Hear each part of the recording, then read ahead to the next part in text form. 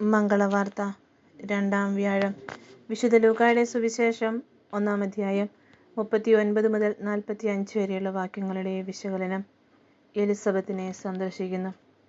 പ്രായം കവിഞ്ഞ തൻ്റെ ഇളയമ്മ ഗർഭിണിയാണെന്നറിഞ്ഞപ്പോൾ തിടുക്കത്തിൽ ശുശ്രൂഷയ്ക്കായി ഇറങ്ങിത്തിരിക്കുന്ന മറിയം.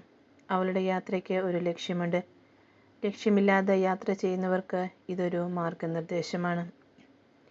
മറിയത്തിൻ്റെ അഭിവാദന സ്വരം കേട്ടപ്പോൾ എലിസബത്തും ഒപ്പം ഗർഭത്തിലായിരുന്ന ശിശുവും ആനന്ദം കൊണ്ട് നിറയുന്നു.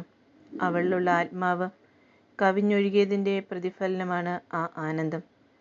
പരിശുദ്ധാത്മാവ് നിറഞ്ഞാൽ നമ്മുടെ സാന്നിധ്യവും മറ്റുള്ളവരിൽ ആനന്ദ അനുഭവമായി മാറും. സ്നേഹമുള്ളിടത്ത് ദൈവം പിറവിയെടുക്കുന്നു.